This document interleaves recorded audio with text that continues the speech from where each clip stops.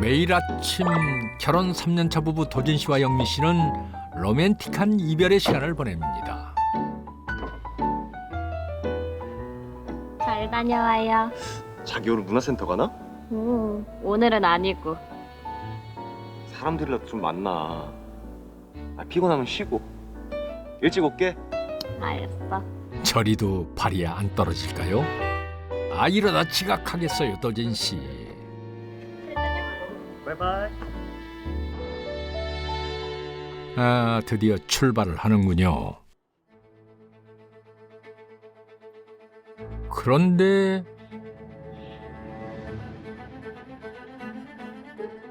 급격히 싸늘해지는 이 분위기 뭐죠? 영미 씨 역시 가면을 벗은 듯 다른 얼굴을 하고 있습니다. 남편과 있을 때의 모습은 온데간데 없고 무척 초조하고 불안해 보이는 영미 씨.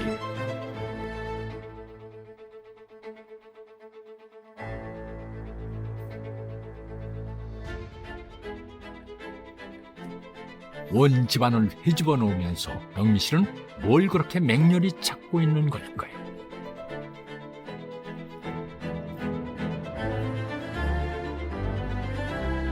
드디어 찾은 겁니까?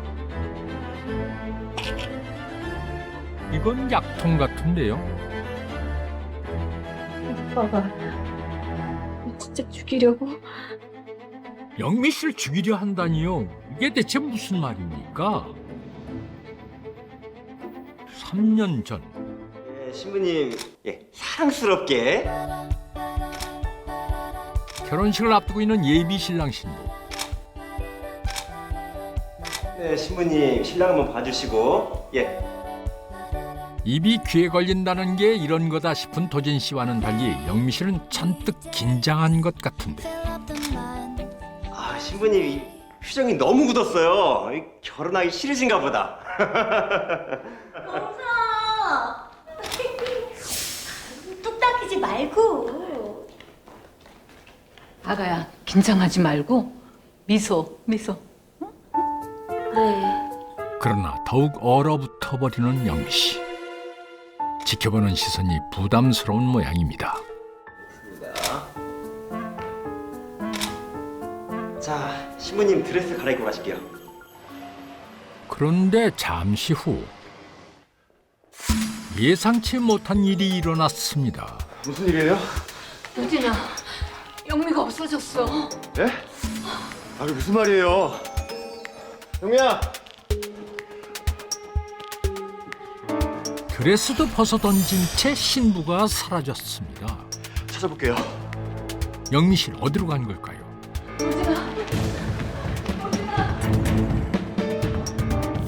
스튜디오를 도망치듯 빠져나온 영미 씨. 무슨 걱정거리라도 있는 걸까요? 무서워, 왜 여기 있어? 죄송해요. 너무 긴장돼서 진정 좀 하려고. 그럼 그럴 수 있지. 긴장하지 말고 릴렉스. 감사합니다, 어머님. 그래, 긴장 풀어. 괜찮아. 소심하고 겁 많은 영미 씨를 따뜻하게 위로해주는 가족이 생겨서 다행입니다. 며칠 후 신랑 신부가 신혼여행에서 돌아왔습니다. 큰절을 받는 이 순간이 그렇게 감격스럽다죠. 어머니, 형수님, 제가 덕분에 이렇게 결혼도 하고 잘 다녀왔습니다. 내가 말했지? 엄마 같은 형수님이라고.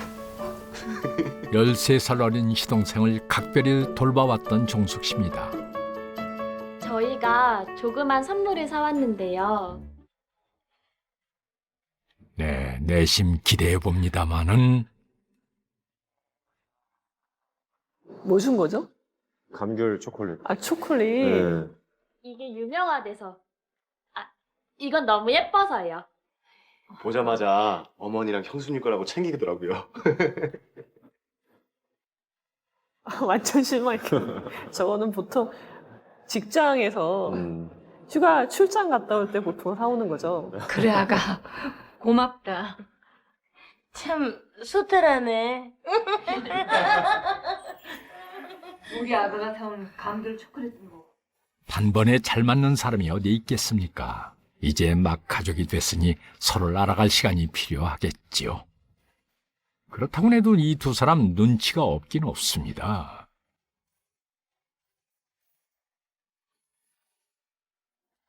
큰애야, 네가 잘 좀 가르쳐라. 네 언니. 웃으면서 넘어간 게 아니었군요. 무시무시한 시집살이의 서막은 바로 지금 시작됐습니다. 또 뭐 잘 가르치냐 마냐 이런 얘기 하고 있네. 가르쳐라는 말이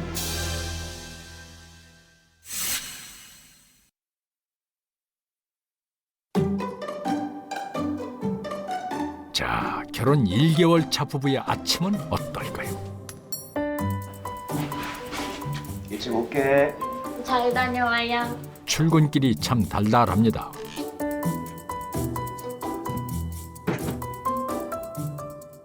그런데 영미 씨, 남편이 집을 나서자마자 불안해하는데요. 혹시 남편에게 말할 수 없는 문제라도 있는 걸까요? 방을 정돈하고 집안을 치우는 영미 씨의 모습이 뭔가에 쫓기는 사람 같습니다. 꼬박 2시간을 쓸고 닦고 손님이 오기로 한 건가요? 바로 그때 네, 가요. 남의 집 비밀번호부터 누르는 사람은 큰동서 종숙 씨. 빨리 못 열어? 꼭 내가 열게 하니? 인사. 형님 오셨어요. 아니 이게 지금 무슨 상황이죠? 아무리 손이 똥서라고 하지만 이렇게 막무가내해도 되는 겁니까? 정숙 씨의 태도를 보니 한두 번 있었던 일이 아닌 것 같은데요. 뭔가 본 것 같죠? 불안한데요? 이게 뭐야? 빨래는 바로바로 해야지. 사람이 왜 이렇게 더럽게 살아? 이런 거 손빨래 하라고. 이런 거. 이런 거. 아니 이렇게까지 해야 합니까? 근데 꼴은 또 왜 그래? 깔끔하게 입었는데요. 아무리 집이라 그래도 좀 제대로 좀 입을 수 없어? 우리 도련님이 얼마나 눈이 높은데. 걱정돼서 그래 동서. 남자는 한순간이다. 긴장해. 네. 냄새. 뭐 먹었니? 죄송합니다. 합니다. 인신공격까지. 정말 이게 영미 씨를 걱정해서 하는 행동 맞습니까? 종숙 씨의 언성이 높아질수록 자신의 부족함을 탓하게 되는 영미 씨. 새 식구를 가르친다는 명목으로 이런 일은 매일 아침 반복이 됐습니다.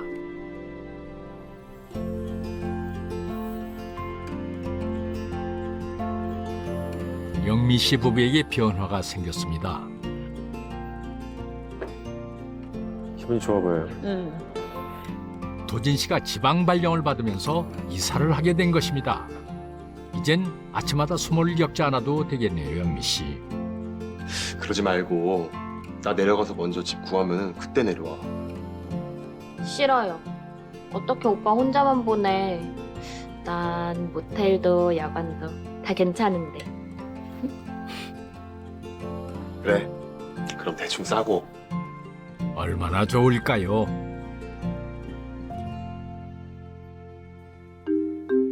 그런데 그때 예, 형수님. 어머니가요? 무슨 일이 생긴 건가요? 영미 씨도 불안해집니다. 아, 시어머니 혜자 씨가 다리를 다쳤군요. 미안하다. 너희들 바쁜데 내가 이래서. 어머니. 그런 말이 어딨어요. 다른 데는요. 손목 인대랑 허리랑 삐끗해서 당분간 누가 돌봐야 된대요. 근데 요즘 우리 동수가 쑤시라. 내가 좀 여력이 없는데.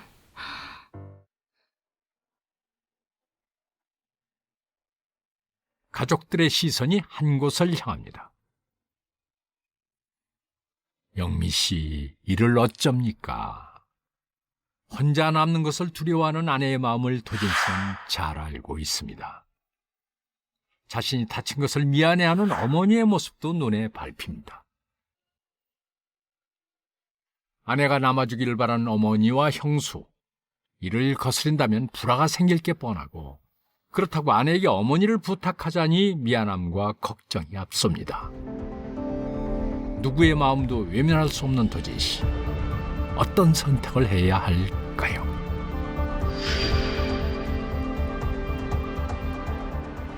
이 도진이라는 캐릭터가 어머니나 형수에 대해서 뭔가 굉장히 많은 부채의식이 좀 있는 것 같아요. 내가 뭔가 해줘야 된다, 갚아야 된다라는 생각이 많은 것 같고, 물론 그런 생각에 비해서 이제 신혼여행 선물 같은 경우에 좀 센스가 없었으나 어쨌든 간에 그런 생각이 많이 있는 사람인 것 같은데, 내가 할 수 없으니 너가 해줘야 된다라는 식의 무언의 압력을 좀 부인에게 가하고 있는 느낌이 듭니다. 지방으로 가야 하는 그날이 왔습니다. 자, 이제 결정을 어떻게 했나 나오겠네요. 그러게요.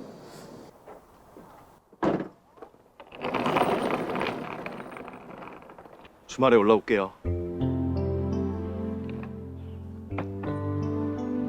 영미야, 수고해. 전화해요. 이상가족 났다. 좋은 일로 가는 길에 부정타락은 웬 눈물바람이야. 결국 시어머니 곁에 남게 된 영미 씨. 이대로 괜찮을까요? 그렇게 두 사람은 처음으로 떨어져 지내게 됐습니다. 그로부터 2주 후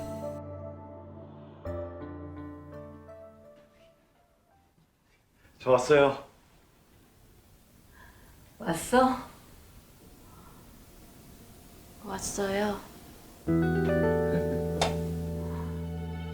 오랜만에 가족들과 편안한 한때를 보내는 도진 씨. 그런데 이 자리 어딘가 허전하지 않나요? 영미야, 참외 좀 더 깎아와. 다약 보이네. 가족들 사이에서 소외된 아내의 모습이 도진 씨에겐 보이지 않는 모양입니다. 그날 밤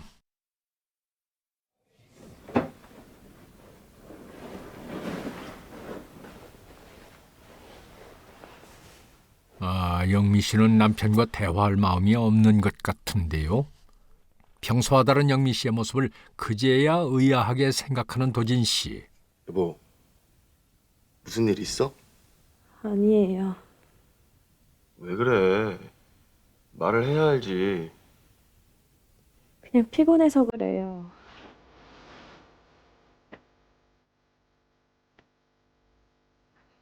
오랜만에 집에 왔는데 말도 없이 돌아놓은 냉담한 모습에 도진 씨도 서운함을 느낍니다. 눈치가 진짜 없는 건가? 관심이 없는 거 아닌가요? 저 정도면? 좀 무지한 거죠, 저 정도면. 네. 시간이 얼마나 흘렀을까요? 한숨도 못 잔 것 같은 수척한 얼굴. 잠든 남편을 바라보던 그녀가 무슨 생각이 들었는지 밖으로 나갑니다. 불도 켜지 않은 채 어둠 속을 걸어가는 영미 씨. 뭔가 이상합니다.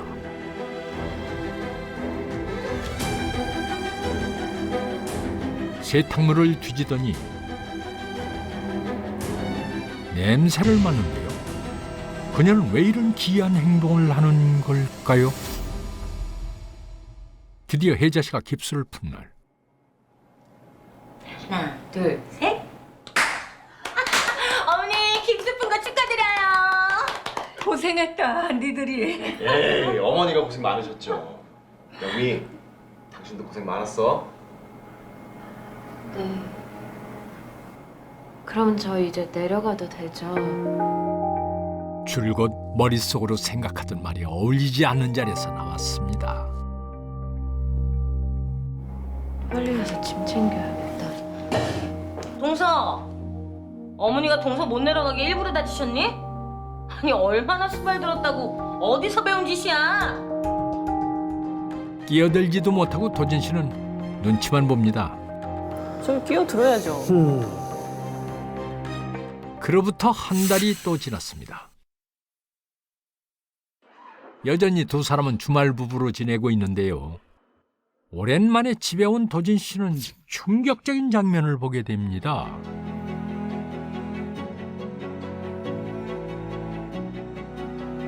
도진 씨가 가져온 속옷 냄새를 맡는 영미 씨. 대체 뭘 확인하고 싶은 걸까요? 지금 뭐 하는 거야? 나 떼어놓고 행복하죠? 그래도 나 안 떠나. 기다릴 거야. 아니 뭔 소리야? 그 여자 맞죠? 김윤지. 윤지가 누군데?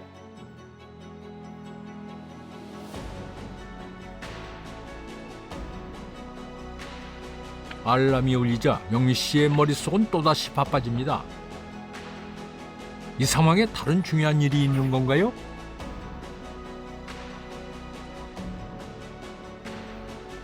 뭐 하는 거야? 말하다 말고? 밥 해야 돼요. 어머님이랑 형님 오셔요. 감정을 터뜨리던 와중에 갑자기 밥을 한다고요? 이런 아내의 행동을 어떻게 이해하면 좋을지 도진 씨는 답답해 미치겠습니다.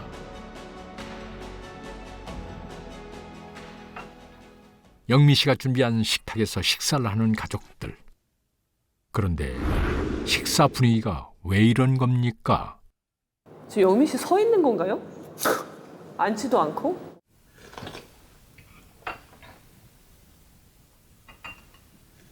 그러던 그때 정숙 씨가 머리카락을 발견했습니다. 대단한 잘못을 저지른 사람처럼 안절부절 못하는 영미 씨. 아직도 밥 하나를 제대로 못하니? 응? 음식은 정성이라고 몇 번을 말해도? 황수! 뭐 하는 짓이에요? 도진 씨도 깜짝 놀란 것 같습니다. 그제야 이 비상식적인 상황이 눈에 들어오는 도진 씨.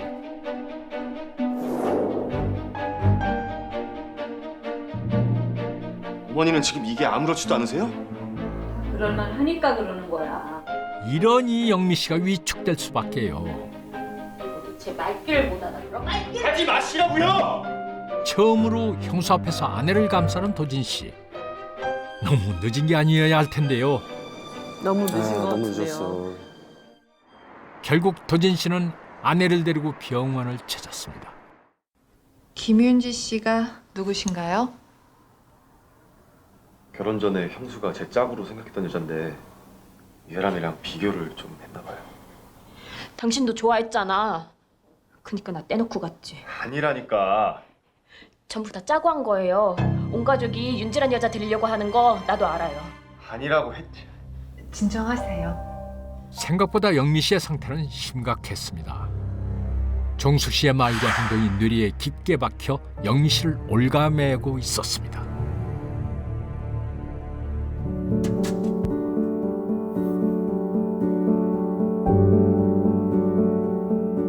영미 씨와 도진 씨에겐 큰 변화가 있었는데요.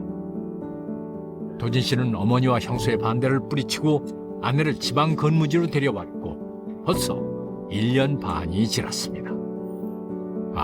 영미 씨가 밝아진 걸 보니 마음이 놓이네요. 이곳에서 영미 씨는 취미 생활도 즐기면서 마음의 상처를 회복해 가고 있습니다. 표정이 훨씬 밝아졌어요. 진작 이랬어야 되는데. 이대로라면 앞으로 얼마든지 평화로운 일상이 이어질 거라 믿었습니다.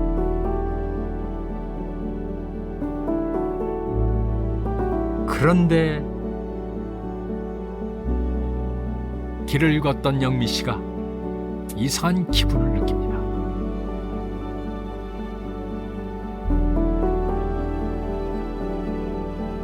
누군가 자신을 따라오고 있습니다. 걸음을 멈춰보는 영미 씨. 다행히 따돌리긴 했지만 영미 씨는 두려움을 떨칠 수가 없습니다.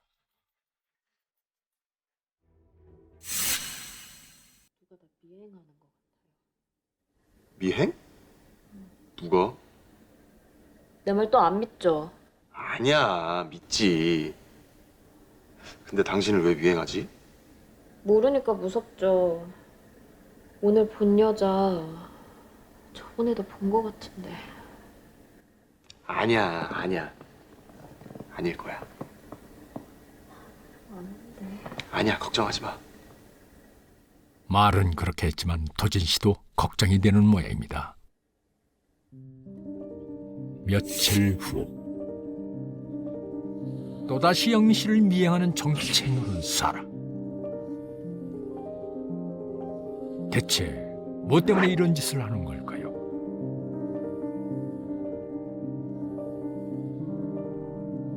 이번에도 영미 씨는 같은 방법으로 미행을 따돌리려 합니다. 다행히 영미 씨의 작전이 통했나 봅니다.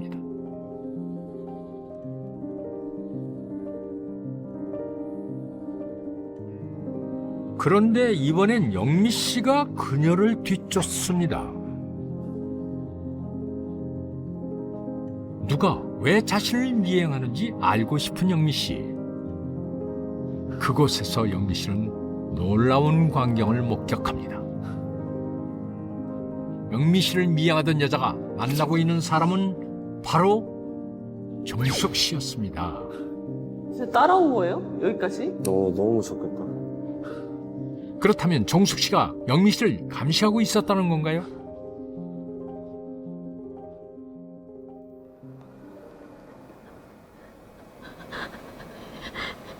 여보, 형님이 왔어. 안 본 지 1년인데 왜 오셨지? 그래, 알아볼게. 정숙 씨는 왜 이곳에 나타난 걸까요? 도진 씨도 모르고 있었던 것 같은데요.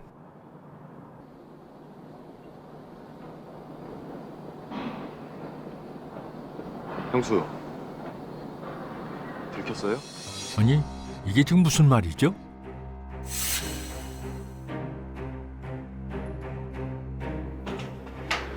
정숙 씨를 보고 충격에 휩싸인 영미 씨.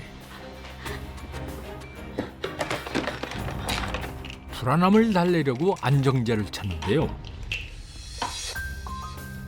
그러다 문득 이상한 점을 발견합니다. 이게 무슨 약이야? 평소 먹던 약이 아닌가요? 그러고 보니 문득 떠오르는 기억. 그때 도진 씨는 깊은 생각에 빠져 있었습니다. 약통을 만지작거리며 영미 씨의 눈치를 살피는 도진 씨.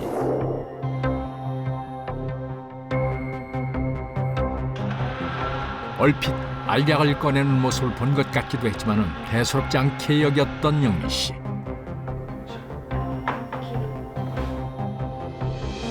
그날따라 커피 맛도 평소와 다르게 느껴졌습니다. 왜? 아니 그냥.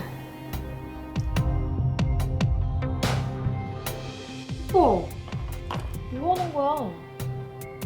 콜라겐 파우더 맨날 먹던 거잖아. 맨날 먹던 것과는 분명 달랐습니다. 너 많이 넣었나 보다. 어떡하지? 미안해. 그냥 먹을게. 생각해보면 이상한 일들. 도진 씨가 준 것은 무엇이었을까요? 영미 씨가 정숙 씨를 본 그날 밤.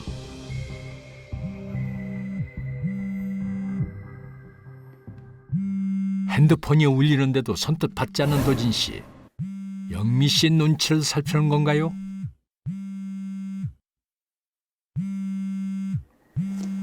회사 전화 좀 바꿔 올게. 아, 설마 설마 일부러 자리를 피하는 건 아니겠지요?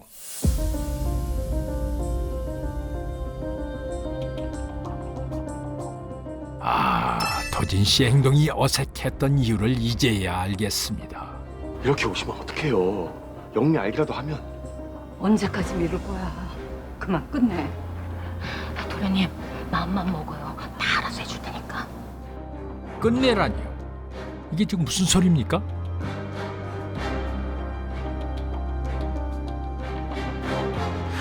영미 씨는 믿었던 남편의 거짓말에 큰 충격을 받습니다.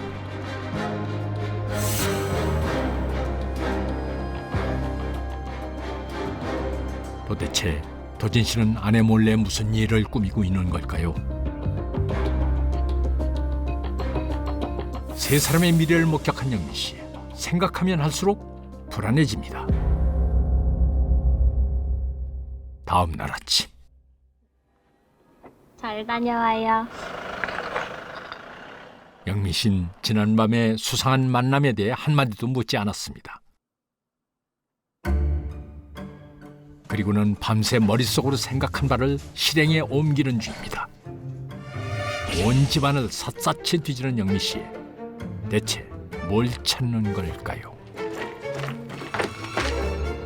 드디어 찾고 있는 것을 발견했습니다. 오빠, 진짜 죽이려고?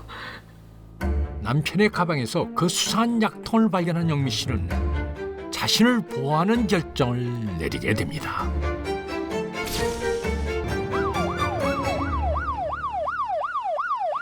그런데 경찰에 체포된 사람은 놀랍게도 영미 씨였습니다. 이게 어찌된 영문입니까? 윤영미 씨, 남편 김도진 씨를 왜 찔렀습니까? 남편을 찔렀다고요? 살려고요. 대체 무슨 일이 있었던 겁니까?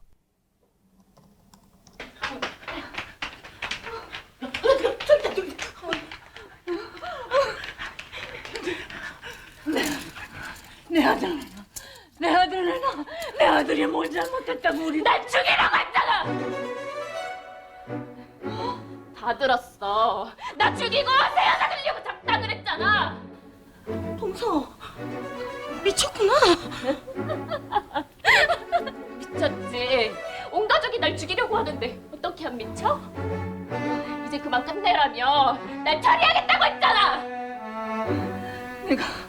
내가 그걸 어떻게?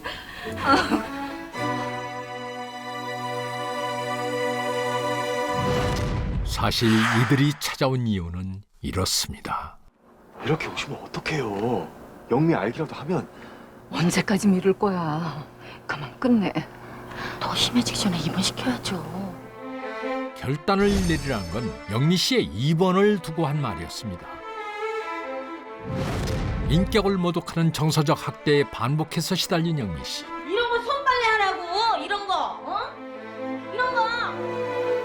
그 장면들은 영미 씨의 뇌리에 깊숙이 각인됐고 마음속에서 점점 선명해졌습니다. 하지만 영미 씨의 힘으로는 떨쳐낼 수가 없었습니다.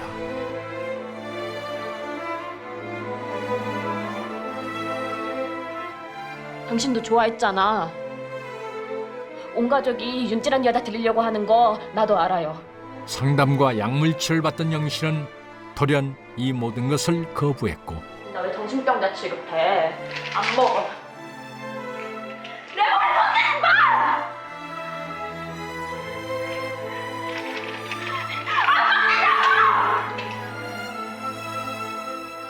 회복되는 듯 했지만 다시 악화된 영미 씨의 상태.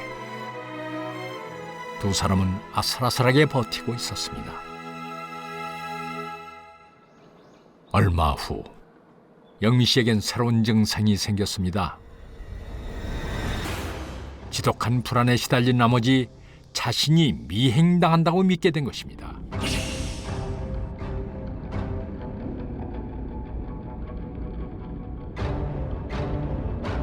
망상이 생긴 영미 씨는 길에서 마주친 행인들을 감시자라고 여겼습니다.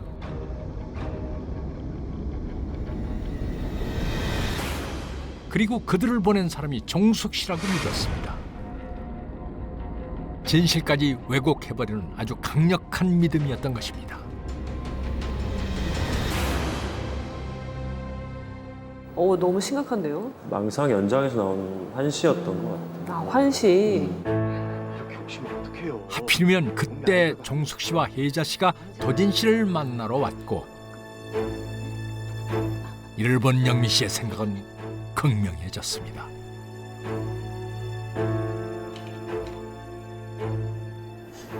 이건 항정신죄인데요.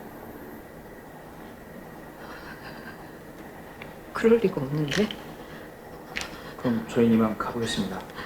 독극물 신고를 했지만 경찰이 그냥 돌아가자 생각은 걷잡을 수 없는 방향으로 치달았습니다. 경찰까지 매수했어?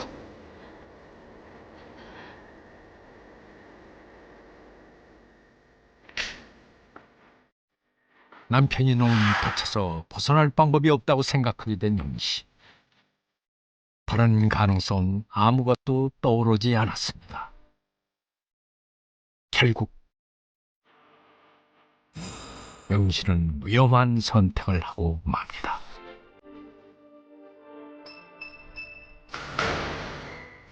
영미 씨가 그런 극단적인 상황에 몰린 것을 모르는 도진 씨.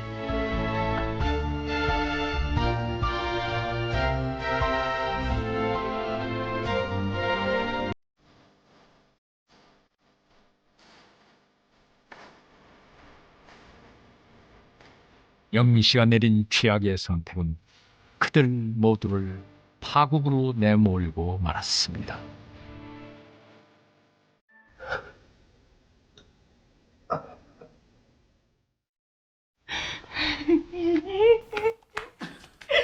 내려가게 했어야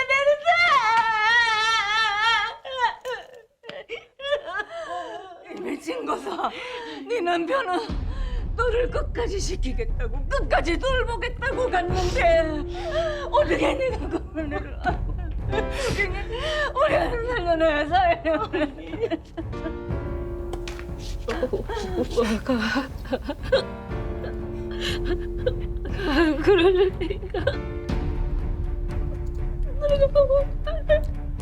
과도한 정서적 학대로 생긴 박해망상증 때문에 결국 사랑하는 사람을 죽이게 된 여자.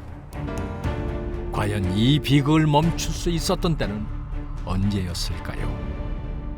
이 아내분의 뭔가 지지체계가 굉장히 없었던 것 같아요. 친정 식구들도 누가 없는 것 같고, 그러니까 기댈 때라고 남편밖에 없는데 남편이 사실은 자기를 잘 지켜주지 못했고, 그 과정에서 이제 나를 지지해 줄 수 있는 사람들이 아무도 없다, 믿을 수 있는 사람이 없다 해서 이제 병이 좀 진행이 됐던 것 같습니다. 하나하나 따져보니까 처음에는 부정망상이었단 말이에요. 남편이 쉽게 말하면 의처증, 의부증이라고 하죠. 그러니까 남편에게 다른 여자가 있다. 그 다음에는 이제 관계망상이라고 우리가 얘기를 하는데, 그냥 길 가는 행인들이 나를 미행하고 있다라는 식으로 이제 관계가 없는 사람들인데 관계를 지어서 생각을 하게 되는, 그게 더 넘어가서 이제 나를 다 죽이려고 한다. 그게 이제 피해망상까지, 경찰까지 매수를 했고, 그래서 망상이 이렇게 굉장히 좀 공고해진다라고 저희가 표현을 하는데, 그런 것들이 좀 보이는 게 느껴져서 조현병이 좀 진행을 하고 있었던 게 아닐까, 좀 그렇게 보이고요. 어찌됐건 간에 망상이 있는 상태에서 밖에서 이거를 가족들이 단합해서 뭐 어떻게 해보겠다? 그럼 이렇게 지금 여기 나오는 것처럼 뒤에서 가족들끼리 얘기하는 걸 보고 나서 병이 더 커졌잖아요. 깊어졌잖아요. 그렇게 하는 건 절대 좀 위험하다. 빨리 전문가한테 의뢰하고 병원에 빨리 입원을 시켜야 된다, 이거는. 보면요, 그러니까 망상에 빠져서 나를 괴롭히는 사람이 가족들이라고 이제 생각을 하게 되는 거죠. 엄마가 날 죽이려고 한다는 망상에 사로잡혀서 이제 약을 먹어야 되는데 또 안 먹는 거예요. 결국은 이제 그게 심해져가지고 죽이는 그런 사례가 있었는데요. 징역 7년이 나왔어요. 징역 7년에 치료 감호가 붙은 거죠. 조현병이나 이제 정신질환 등이 감형 요소가 좀 있잖아요, 실제로. 이게 어떻게 우리가 되죠? 흔히 말하는 심신미약, 그렇죠, 심신상실, 심신미약인 경우에는 아예 형이 면제되거나 네. 감경이 되는 이제 법조항이 있잖아요. 그게 항상 문제가 되는데 형이 면제될 뿐이지 그거에 부수해서 우리가 이제 치료 감호라고 해서 네. 치료가 필요하잖아요. 네. 강제로. 그래서 치료 감호를 선고를 하죠. 치료가 되면 정상으로 돌아오잖아요. 그렇죠. 그러면 그때 형을 집행하는 거죠. 그때 가서.